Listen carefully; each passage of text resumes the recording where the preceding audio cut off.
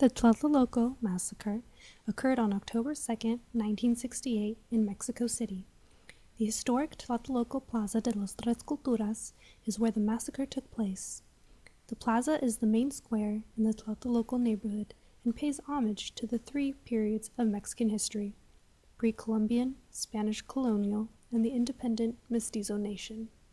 This square contains the remains of Aztec temples and is regarded as a historic point of interest. It now contains a memorial dedicated to the students that were killed in the 1968 massacre. The president at the time was Gustavo Díaz Ordaz. He was a conservative and member of the PRI party. He was known for his authoritarian style of government and heavy hand when it came to protests. The Secretary of the Interior during Díaz Ordaz's presidency was Luis Echeverria. He would be the one who would create the climate in which the students would be attacked. 1968 was a big year for Mexico, as it would be the year that the Olympics would be held in Mexico City. The government was not going to let anything happen to ruin their moment, especially a group of students.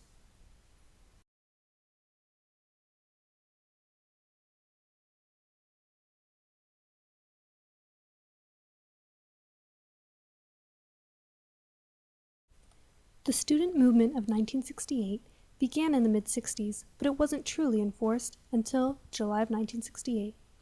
Students in Mexico were inspired by the student protests around the world, such as the United States' Kent State, Prague Spring in Czechoslovakia, and the Cuban Revolution, just to name a few.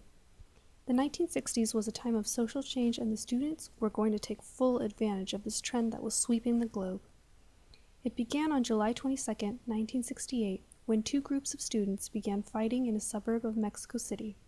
Police and riot gear were called to the scene to break up the fight, but a struggle ensued and the students were beaten by the granaderos. From this event, the protests were launched in full force. The students argued that the corruption in the police force and the amount of violence waged by the police was outstanding. They were denouncing the corrupt government and demanded democracy and a voice for the people.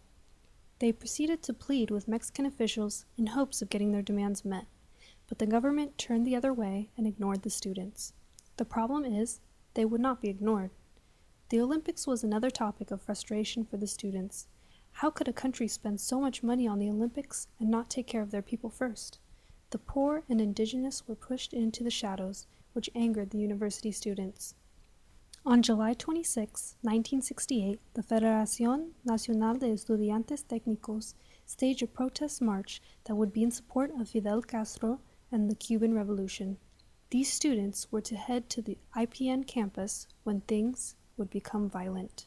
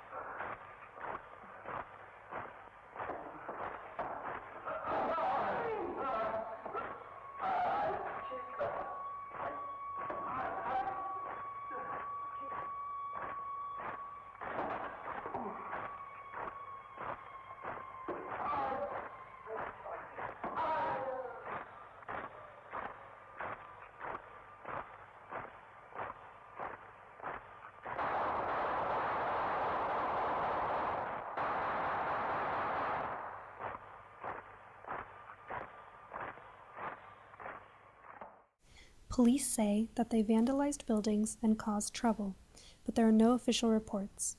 The students and police began to fight, which ended with a burned, overturned bus and students being escorted to jail. Other students that were present during the protests began to speak with administration and the government to release those detained from the protests. The protests continued through July 29th and the end of the month, as students were demanding a change like the one that was happening throughout the world. By the end of July, many other students from universities in Mexico City began to catch on and begin to protest. Students at the Universidad Nacional Autónoma de México, the largest university in Mexico, began a movement within the university that became the main group of protesters.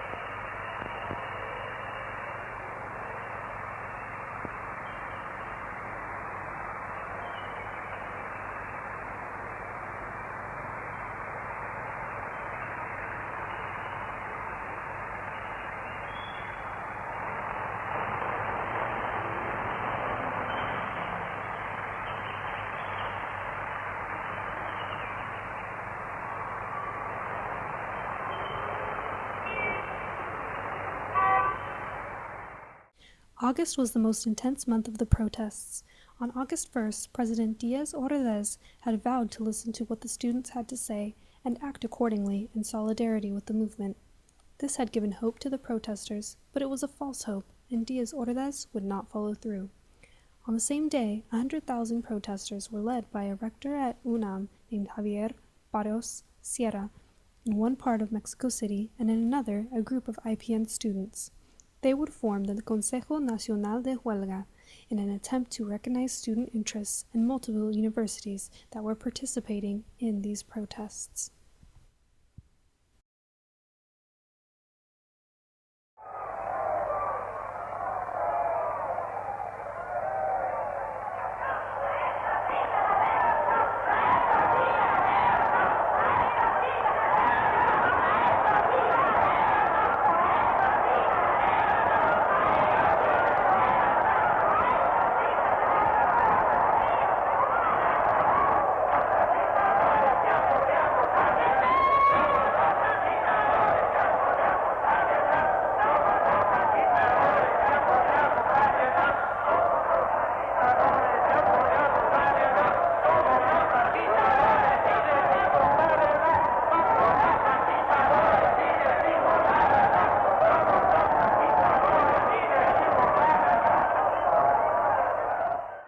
On August 13th, 300,000 people were gathered by the Consejo Nacional de Huelga in Mexico City.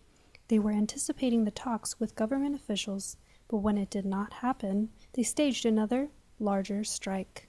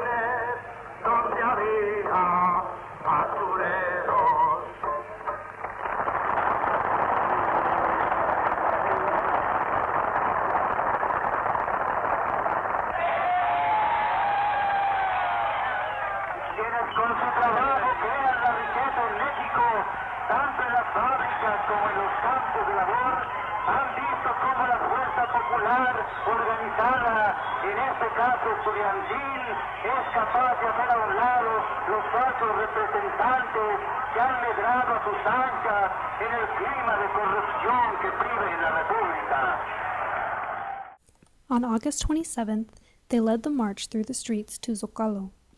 Once there, 5,000 protesters took the plaza and the government responded with brute force. Soldiers were called in, and a fight between the students, soldiers, and granaderos ensued once again. In the early hours of August 28th, the protest was over and there were many protesters injured and arrested.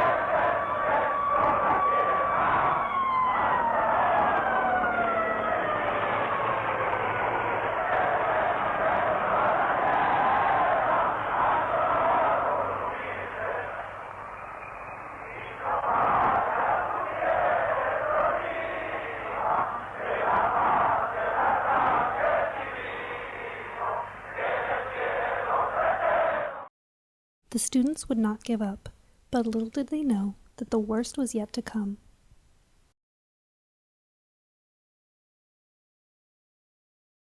On September 1st, President Gustavo Díaz Ordaz gave a speech that essentially outlined his plans to turn his back on the student movement.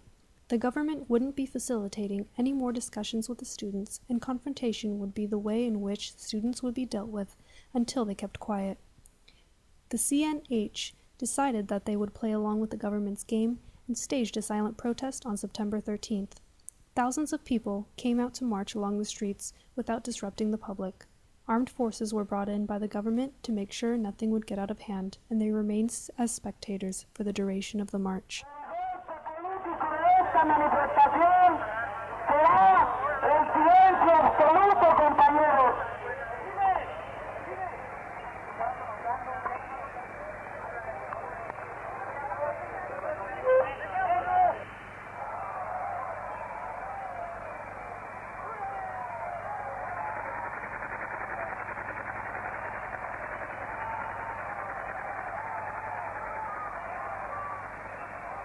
Estamos viendo una luz negada por muchos años.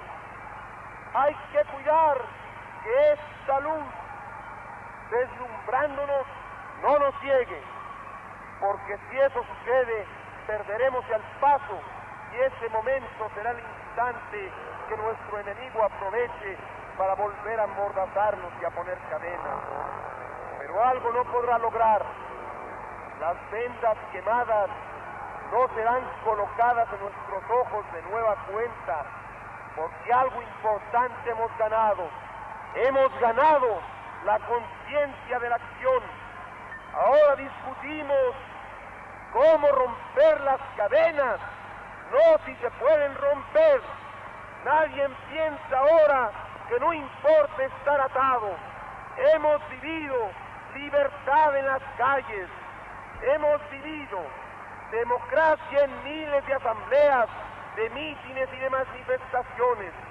Y cuando se conoce lo dulce de la libertad, jamás se olvida y se lucha incansablemente por nunca dejarla de percibir, porque ella es la esencia. The reporters from newspapers around the world began to catch on to what was happening with the student movement. They were wary about the civil unrest with the Olympics fast approaching. Could it be a breach in security for the thousands of travelers that would be descending on Mexico within the next month? The government would make sure everything would go as planned for their big moment. The army descended upon UNAM campuses on September 18th in an attempt to arrest and beat the CNH organizers, as well as scare the students into giving up their fight. The government, in its attempts to break up the movement, had inspired some to participate in the last protests the movement would ever see. Between September 18th and September 23rd, the IPN and UNAM campuses saw an increased amount of violence between the students and the police. Tanks and armored vehicles made their way onto the campuses, as well as men with guns watching to make sure the students were up to no good. The protesters' spirit was not broken, and there was still some fight left in them. The next protest would be planned for October 2nd, but little did they know this would be the most violent protest yet.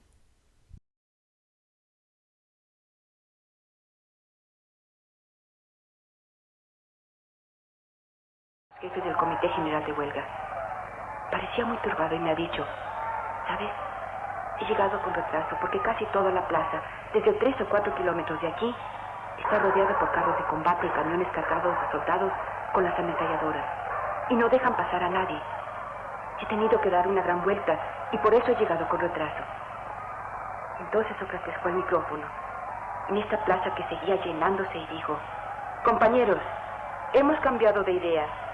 Queríamos llevar la manifestación delante de la escuela, pero no vamos porque el ejército nos está esperando con los carros blindados, con los bazucas.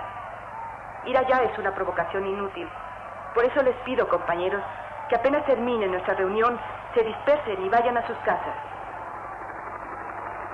Apenas había acabado de hablar Sócrates, cuando un helicóptero empezó a volar por encima de la plaza.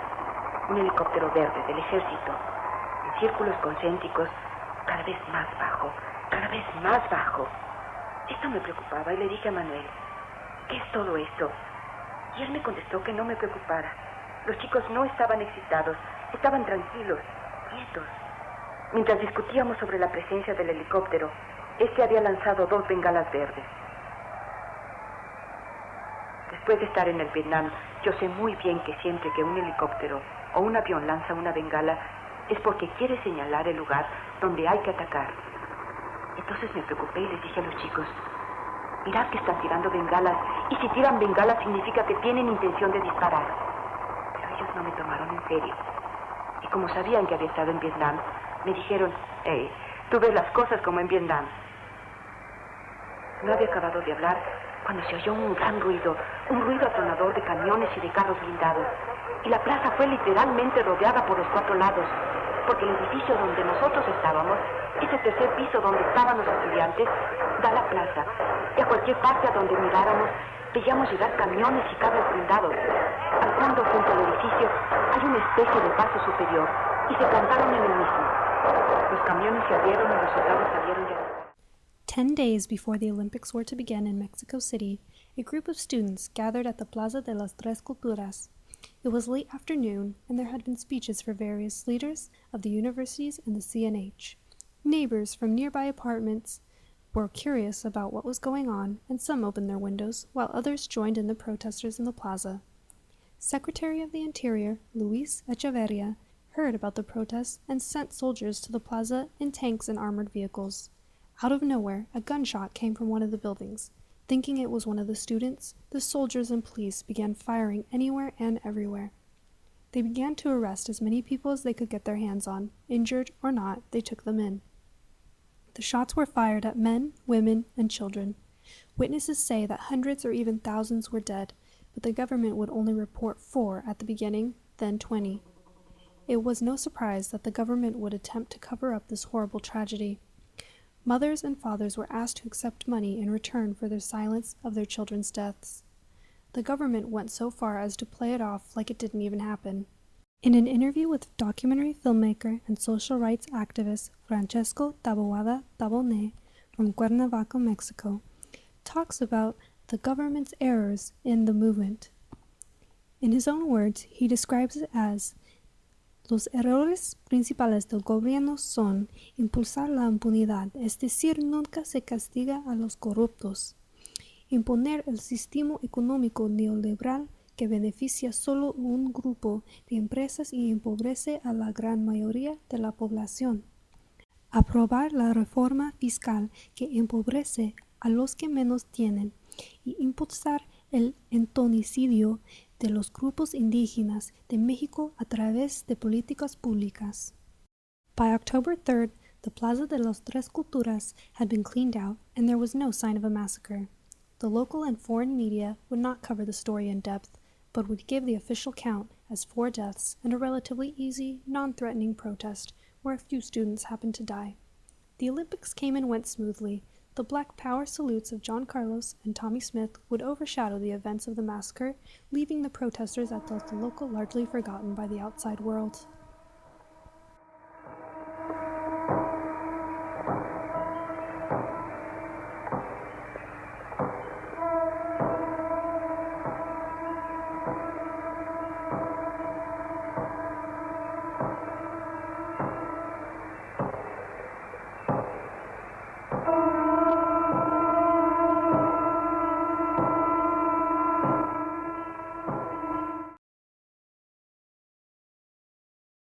In 1969, President Díaz Ordaz would take responsibility for the massacre in his own way by making an address to the people. Íntegramente la responsabilidad personal, ética, social, jurídica, política e histórica por las decisiones del gobierno en relación con los sucesos del año pasado.